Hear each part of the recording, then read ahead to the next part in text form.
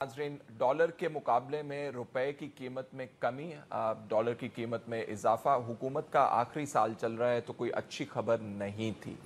कल ये खबर आई थी तकरीबन 3 रुपए 60 पैसे जो है पैसे वैल्यू में कमी हुई रुपए की और डॉलर पे वैल्यू में इजाफा हुआ, जिसके बाद आज इसहाक डार साहब ने एक मीटिंग की बैंक्स के सरबराहान के साथ। उसमें कुछ तय पाया है, पता करते हैं क्या तय पाया है और रुपए की कीमत जो है कदरे बेहतर कर दी गई है। काफ़ी सारे सवालात जुड़े हुए हैं इससे। स्टेट बैंक ऑफ पाकिस्तान की तरफ से ये फैसला किया गया जहां पे एक्टिंग गवर्नर साहब बैठे हैं और इसहाक डार साहब ने कहा हमें बिल्कुल मालूम नहीं ये क्यों हुआ है, सरासर गलत किया गया है। कुदरती अमल है डार साहब का ये कहना, क्योंकि हुकूमत जो अपने आखिरी साल में हो नहीं चाहेगी कि रुपए की कीमत में कमी वाक़ हो। बाकी जो मामलात इससे जुड़े हैं वो डिस्कस कर सकते हैं हम। डॉक्टर फ़ारूक सलीम साहब इस वक्त हमारे साथ मौजूद हैं, माहिर मौशियात हैं। Thank you very much doctor साहब। डॉक्टर साहब, ये सबसे पहले तो बता दें कि ये रुपए की कीमत में डॉलर के मुकाबले में कमी या ज़्यादा करना, उसको ये अमल है क्या इत्सेल्फ? फैसल साहब, सबसे पहले तो अगर आप इजाज़त दें तो एक मशवरा आम आदमी के लिए कि अगर वो इस दुनिया में भी कामयाब होना चाहता है और अगली दुनिया में भी सुरखरू होना चाहता है तो उसको दो काम, अगली दुनिया अल्लाह ताला के सामने तो दो काम आपको करने हैं। इस दुनिया में कामयाबी के लिए आप डॉलर खरीदते रहें और अगली दुनिया में कामयाबी के लिए आप अपनी नमाज कायम कर लें। ये दो चीज़ें, नमाज कायम कर लें और डॉलर खरीदते रहें। जो तो बैंकिंग सेक्टर से हजरात एसोसिएटेड हैं, शायद वो आपकी इस बात से खुश ना हो डॉक्टर साहब। आप हमारे जो बैंक्स हैं जहां पे अपना लोग सरमाया रखते हैं, आप डॉलर्स में रख लें, वहां पे बैंकों के पास ही रख लें, लेकिन डॉलर्स में रख लें। क्योंकि देखिए, अगर आपने कुछ डॉलर्स रखे हुए थे तो कल एक ही दिन में आपकी वो 3-3.5% या 3-3.5 रुपए, you will be richer just in one day, just in matter of 15 minutes. तो जिसने 1 लाख रुपया लेट से 1 लाख रुपए के डॉलर रखे हुए थे, उसको कितना प्रॉफिट हो गया? उसको 3,500-4 हजार रुपया आराम से मिल गया, आराम से घर पे बैठे मिल गया। तो dollar is safe currency, safer currency, but नमाज कायम साथ में जरूर करनी है। मुश्किल डॉक्टर साहब लोगों को अगली दुनिया के लिए भी काम। अच्छा देखिए, इसके दो रुख हैं जी, प्लीज। एक तो मस्बत रुख है, पॉजिटिव रुख है एक्सपोर्टर्स के लिए कि जब हमारे रुपए की कीमत गिरती है डॉलर के सामने तो जो अशिया मेड इन पाकिस्तान है, जो हमारे एक्सपोर्टर्स पाकिस्तान में चीज़ें बना रहे हैं, ये आलमी मंडियों में इनकी कीमत कम हो जाती है और ये कंपेरेटिव हो जाते हैं। ठीक, तो आपने देखा कि पिछले 4-5 साल से जो बहरान का सा एक वो समा है एक्सपोर्ट्स के सेक्टर के अंदर, हम 5 साल पहले 25 बिलियन डॉलर की एक्सपोर्ट करते थे और वो धीरे धीरे गिरते अब 20 बिलियन पे पहुंच गए, यानी कि तकरीबन 20% की कमी आ गई। ये पाकिस्तान की तारीख में ऐसा पहले कभी फैसल साहब हुआ नहीं। हमारी एक्सपोर्ट्स हमेशा बढ़ती रहती हैं, तो ये एक बूस्ट मिलेगा उनको। तो ये मस्बत आप एस्पेक्ट इसका देख लें एक्सपोर्ट्स वालों के लिए, इसलिए वो खुश हैं इस अमल से। लेकिन डॉक्टर साहब, ये जो आपने बहरान के समय की बात की, तो ये खाली हमारे एक्सपोर्ट्स तक तो महदूद नहीं है ना। हमारे टेक्सटाइल वाले भी रो रहे हैं, सरमायादार भी रो रहे हैं, स्टॉक एक्सचेंज वाले भी रो रहे हैं, तो मईशत से जुड़े जो चीदा सेक्टर्स हैं, तमाम लोग रो रहे हैं इस वक्त। आम आदमी के ऊपर क्या इफेक्ट होगा? ठीक है, देखिए, हम बहुत दफा हम रियलाइज नहीं करते कि ये कितना इंपॉर्टेंट है, हम दुनिया की मईशत के साथ किस तरह इंटरकनेक्टेड हैं। अब देखिए, 3 से 4 रुपए अगर हमारे रुपए की कीमत डॉलर के सामने गिरती है तो ये मुल्क है जहां पे 20 करोड़ पाकिस्तानी 50 अरब डॉलर की इंपोर्ट कर रहे हैं हम सालाना, बाहर से चीजें 50 अरब डॉलर की। ये भी तारीखी मामला है। पाकिस्तान की तारीख में हमारी इंपोर्ट्स कभी पहले 50 अरब डॉलर तक एक माली साल के दौरान नहीं पहुंची। ये पॉजिटिव है ट्रेंड, नेगेटिव है ट्रेंड? देखिए, अगर इसके साथ साथ एक्सपोर्ट्स भी बढ़ती जाती तो फिर तो पॉजिटिव ट्रेंड था। ठीक है, अगर एक्सपोर्ट्स आपकी गिर रही हैं, इंपोर्ट्स बढ़ रही हैं, तो फिर ये बहुत खतरनाक किस्म का है। क्या है ये इंपोर्ट्स की राइज का डॉक्टर साहब?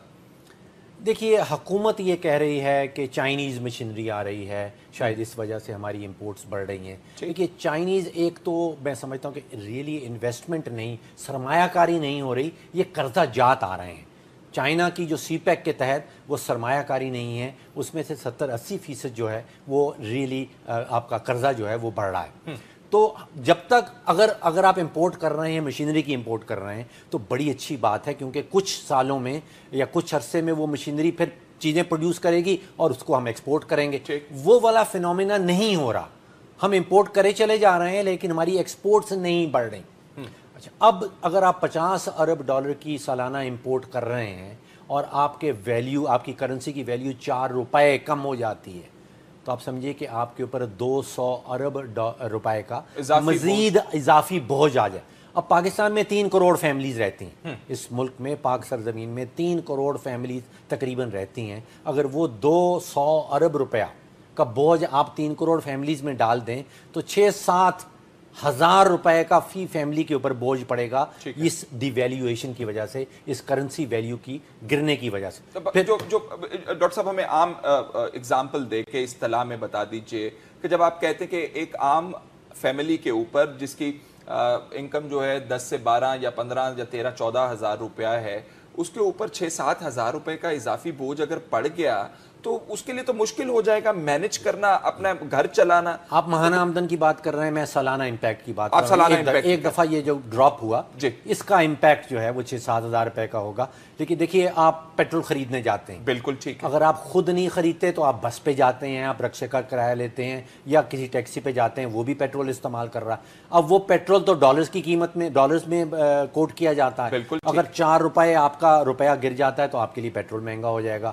اگر آپ چائے امپورٹ کر رہے ہیں, آپ گھر میں جو تیل ہے گھر کا استعمال کرنے والا وہ امپورٹ کر رہے ہیں, جتنی بھی چیزیں امپورٹ ہو رہی ہیں, کاریں امپورٹ ہو رہی ہیں پاکستان کے اندر, جتنی بھی اشیاء ہم باہر سے امپورٹ کرتے ہیں جس کا عالمی اس کا جو اینول آ جاتا ہے 50 ارب ڈالر جو ہم نے کہا, وہ سب چیزیں قیمتوں میں بڑھ جائیں گی. جب وہ قیمتوں میں بڑھ جائیں گی تو افراط زر, انفلیشن, مہنگائی کا ریٹ پاکستان کے اندر جو آپ چیز لینے جائیں گے آپ کو پیسے زیادہ ادا کرنے پڑیں گے چیز کے لیے, امپورٹڈ چیزوں کی. ٹھیک ہے, اب پاکستان کے اوپر آپ نے دیکھا کہ ہم نے پچھلے کچھ سالوں میں قرضہ جات بے تحاشا لیے ہیں, اندرونی بھی اور بیرونی بھی. اور کیا مثالی قرضہ جات لیے ہیں ہم نے. اب مثالی آپ نے کہہ دیا, اگر مشرف صاحب کے زمانے میں دیکھیں تو ہر پاکستانی بچہ, بوڑھا, مرد اور عورت کے اوپر 40,000 روپے کا فی کس قرضہ تھا. آپ نے مثالی کہا وہ 5 سال کے اندر جو پیپلز پارٹی کی حکومت تھی وہ 40,000 سے 80,000 ہو گیا تھا. یعنی کہ پہلے 50 سالوں میں جو ہم نے قرضہ اکٹھا کیا تھا اس کو پیپلز پارٹی نے 5 سالوں میں ڈبل کر دیا. جب پیپلز پارٹی والے چھوڑ کے گئے ہیں, 2013 میں نون لیگ کی حکومت آئی ہے, تو ہم 80,000 سے آج تقریباً 1,15,000 یا 20,000 پہ بیٹھے ہیں. واہ واہ واہ واہ واہ. اب 80 ارب روپے کے, تقریباً 80 ارب روپے کے بیرونی قرضہ جات ہیں ہمارے اوپر. اب اگر آپ کا 4 روپے یا 3 روپے کی ویلیو گرتی ہے تو ان قرضہ جات کی مالیت روپاؤں میں اضافہ 300 سے 350 ارب روپیہ بڑھ جائے گی. اب اس کو واپس آپ وہی 3 کروڑ پاکستانی فیملیز میں بانٹ لیجئے تو 10-11 ہزار روپے کا ٹیکہ لگ. اچھا ڈاکٹر صاحب, یہ ٹیکہ جو ہے لوگوں کو اتنا محسوس نہیں ہوتا. ہم سیاست میں میرا خیال ہے زیادہ گھرے رہتے ہیں, ہمیں ان چیزوں کا ادراک نہیں ہوتا کہ ہمارے ساتھ ہو کیا رہا ہے. اصل میں اگر حکومت کی کارکردگی کو آپ نے جانچنا ہو تو میرا خیال ہے اکنامک سائٹ کے اوپر آپ جانچیں گے, یا قرضہ جات کی مد میں جانیں گے, یا معیشت کی بہتری کے حالات کی وجہ سے جانیں گے. لیکن ہم میرا خیال ہے کوئی انڈیکیٹرز ہمارے لیے کچھ اور ہوتے ہیں. فیض صاحب, ہم میرا خیال ہے کہ عام پاکستانی سے ہمارا انٹریکشن, ہماری ان سے بات چیت نہیں ہوتی. ہم اسلام آباد میں رہنے والے, ٹھنڈے کمروں میں بیٹھنے والے, ہمیں یہ 6-7 ہزار روپے سے کوئی فرق نہیں پڑتا. لیکن جو اسپیشلی آپ کے دیہی علاقوں میں پاکستانی رہ رہے ہیں, یا ہمارے ایون شہری علاقوں میں جو لوگ سبزی خریدنے جاتے ہیں, جو لوگ فروٹ خریدنے جاتے ہیں, دیکھیں ان سب میں ایک ایلیمنٹ ٹرانسپورٹیشن کا ہے. بالکل. اور وہ ٹرانسپورٹیشن پھر آئل کی قیمت کے ساتھ جڑا ہوا ہے. جب مہنگائی ہوگی, جتنی بھی امپورٹڈ چیزیں جو ہیں ان کی قیمتوں میں اضافہ ہوگا, یہ سارے لوگ دیہی علاقوں میں رہنے والے, خود سبزیاں خریدنے والے اور کم آمدن والے, ان کو ٹیکہ بڑا محسوس ہوگا. آپ ان کو کبھی ٹیلی ویژن اسٹوڈیوز میں بلائیں, وہ آپ کو بتائیں گے کہ ان کی زندگی کا کیا حال ہے. بالکل. ہم کو شاید وہ احساس نہیں ہوتا. اور جس حکومت نے, جس پارٹی نے اگلا الیکشن لڑنا ہوگا, مسلم لیگ نون نے, تو نیچرلی وہ جو آج سربراہان کی میٹنگ بلا رکھی تھی اسحاق ڈار صاحب نے بینکوں کے, اسی مد میں ہوگی کہ آپ نے روپیہ اتنا ڈی ویلیو ہو گیا, کو بہتر کرنا چاہ رہے ہیں اس کو. اس میں کامیابی ہوئی ہے آلریڈی. پچھلے 2 یا 3 گھنٹوں کی جو ہم بات کر رہے ہیں, آلریڈی 2 یا 3 گھنٹوں میں کامیابی ہوئی ہے. اسحاق ڈار صاحب نے, اب یہ قیاس رائی ہے میری آن مائی پارٹ, کہ اسحاق ڈار صاحب نے بینکوں کے ہیڈز کو بلایا ہے, ان کے ٹریجری ڈپارٹمنٹس کے ہیڈز کو بلایا ہے, اور ان کو غیر سرکاری انفارمل طور پہ یہ کہا جائے گا کہ آپ منڈیوں میں اپنے ڈالرز بیچیں. جب منڈی میں ڈالر کی پروویژن بڑھ جائے گی، اس کی مقدار بڑھ جائے گی، تو پھر روپیہ جو ہے تھوڑا سا اسٹرانگ ہو جائے گا۔ کہا یہ جا رہا ہے کہ کل جو 3-3.5% گرا ہے اپنی ویلیو میں، آج اس میں سے تقریباً 1 یا 1.5% امپروومنٹ آئی ہے۔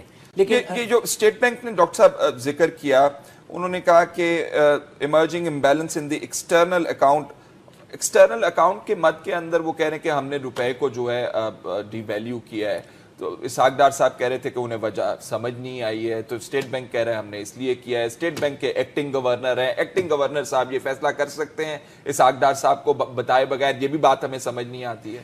دیکھیے دنیا بھر میں اگر آپ نے معاشی انڈیکیٹر کوئی دیکھنا ہے کہ آپ کی معیشت مضبوط ہو رہی ہے یا آپ کی معیشت کمزور ہو رہی ہے، تو آپ اپنی کرنسی کی ویلیو عالمی منڈیوں میں دیکھتے ہیں۔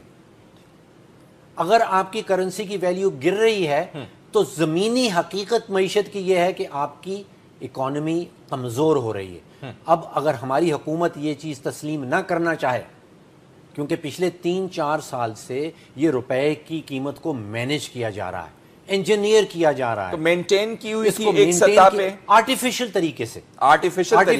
دیکھیے آپ کی ایکسپورٹس گر رہی ہیں، آپ کی امپورٹس بڑھ رہی ہیں، جس کا بھی آپ نے ذکر کیا اسٹیٹ بینک میں۔ اگر آپ کا تجارتی خسارہ 32 ارب ڈالر پہ پہنچ گیا ہے، جو پاکستان کی تاریخ میں کبھی نہیں ہوا تھا، تو روپے کی ویلیو تو گرنی چاہیے۔ اور اگر گرنی چاہیے تو عقل مندی کی بات یہ ہے کہ دھیرے دھیرے گرنی چاہیے، جس کو کریپنگ ڈی ویلیویشن کہتے ہیں۔ یہاں پہ ایک دن میں اگر یہ سارا کچھ ہو جاتا ہے تو the government is mismanaging، حکومت کوئی نہ کوئی کام غلط کر رہی ہے، صحیح نہیں کر رہی۔ ڈاکٹر صاحب تو اس کا امپیکٹ پھر اگر آپ مصنوعی طریقے سے ڈالر کی قیمت میں کمی کریں گے، روپے کی قیمت میں اضافہ کریں گے، مینج کریں گے اس کو، یا مصنوعی طریقہ اختیار کریں گے، تو امپیکٹ کبھی نہ کبھی تو آنا ہے۔ آ رہا ہے، ٹیکہ لگے گا۔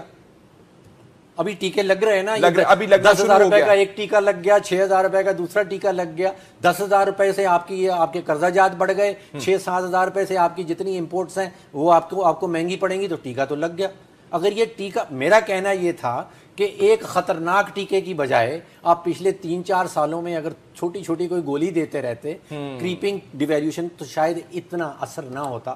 اور وہ جو نیچرل فینومینن ہے جس کے اندر روپیہ اپنی قیمت آہستہ آہستہ شیڈ کر رہا ہے یا گرا رہا ہے، وہ اتنا ڈینجرس آپ کے خیال میں نہ ہوتا جتنا ایک دفعہ میں اکٹھا ہمیں ٹیکہ لگ گیا، یا وہ فطری عمل ہوتا اکنامکس کے حوالے سے؟ اس میں ایک سیاسی اینگل کو بھی جمع کر لیجئے۔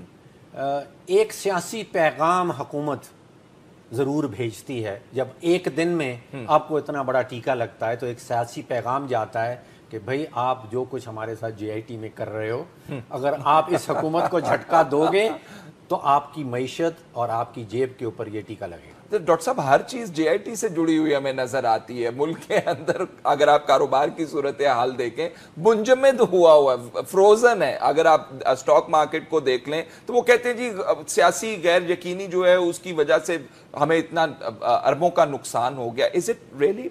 دیکھیے کہا یہ جاتا ہے کہ بزنس کا سب سے بڑا دشمن از انسرٹنٹی، غیر یقینی کی فضا۔ اگر وہ کریٹ کرتے ہیں تو بزنس مین بھاگتا ہے وہاں سے۔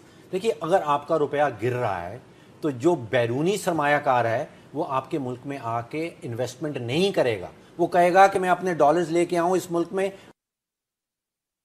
روپے کی ویلیو گرتی چلی جائے تو آپ بیرونی سرمایہ کار بھاگ جائیں گے۔ ان کو بلانے کے لیے اس وقت آپ کو اپنی جو سود کی شرح ہے وہ بڑھانی پڑے گی۔ آپ کی انفلیشن ریٹ جو ہے، آپ کی مہنگائی جو ہے وہ بڑھنے لگے گی۔ جب مہنگائی بڑھنے لگے گی اور بیرونی سرمایہ کار بھی بھاگ جائیں گے، آپ کو مزید ڈیویلیویشن کرنی پڑے گی۔ تو یہ ایک وہ وشس سرکل جو ہے، آپ دلدل میں پھنس جاتے ہیں ایسے کام۔ ایک دفعہ آپ نے یہ کام کر لیا پھر آپ دلدل میں پھنس جاتے ہیں۔ تو یہاں پہ ضرورت اس چیز کی ہے کہ جو فیکٹرز، جو اصل چیزیں ہیں جو ایکسپورٹ کو گرا رہے ہیں، اب ایکسپورٹر سے آپ بات کریں، وہ کہتے ہیں کہ ہماری کاسٹ آف انپٹ، جو آپ ہمیں بجلی دے رہے ہیں، جو آپ ہمیں گیس دے رہے ہیں، فارمرز کہتے ہیں کہ ہمارے کسان بھائی کہتے ہیں کہ جو آپ ہمیں کھاد دے رہے ہیں، جو آپ ہمیں پانی کا خرچہ دے رہے ہیں، آپ ان سے بات کریں وہ کہتے ہیں جو آپ نے سبسڈی دے رکھی ہے کھاد کے اوپر وہ ہمیں تو مل نہیں رہی ہے، وہ تو یہاں کہیں مڈل مین کھا جاتا ہے یا کوئی اور کھا جاتا ہے، ہمارے پاس تو وہ سبسڈی نہیں آتی، وہ فرٹیلائزر پلانٹ کھا جاتے ہیں۔ اب وہ کہہ رہے ہیں کہ انڈیا میں पाकिस्तानी रुपयों में 400 रुपए की खाद की बोरी है, आप हमें यहाँ 1400 रुपए की दे रहे हैं, तो हम उनसे कैसे कम्पीट करेंगे? तो आलू प्याज वहां से आएगा। अब तो गाजरें भी चाइना से आने लगी हैं। वो और हमारे किसान भी अब माशाल्लाह काफी समझदार हो गए, वो नेट के ऊपर इंटरनेशनल मार्केट का रेट ले लेते हैं, उसको कन्वर्ट कर लेते हैं और कहते हैं फिर कि सब्सिडी कहां गई इसमें, हमें प्लीज खुदारा ये हमें बताइए। तो ये मसनूई मैय्यज आपके डैमेजिंग फॉर द इकोनॉमी। क्या किया जाना चाहिए डॉक्टर साहब कि डिवैल्यूएशन ना हो, इकोनॉमी की सूरत हाल बेहतर हो, क्या किया जाए? देखिए, डिवैल्यूएशन तो उस वक्त तक होती रहेगी जब तक आपकी मईशत में बुनियादी कमज़ोरियाँ रहेंगी। बुनियादी कमज़ोरियाँ दूर करने के लिए आपको इस्लाहात करनी पड़ती हैं। हम इस्लाहात से दूर भागते हैं। इकनॉमिक रिफॉर्म्स किसी किस्म की हम नहीं करना चाहते यहाँ पे। हम सिर्फ वो देखिए, अगर किसी मरीज़, कोई खुदा ना करे मरीज़ कैंसर का है और आप इलाज उसका सिर्फ वो एस्प्रिन से करते चले जाएं, उसकी कीमोथेरेपी करनी पड़ेगी, उसको बड़े संगीन किस्म की अद्वियात उसके लिए इस्तेमाल करनी पड़ेंगी। हम वो करने के लिए इस वक्त तैयार नहीं। ठीक है डॉक्टर साहब, बहुत बहुत शुक्रिया।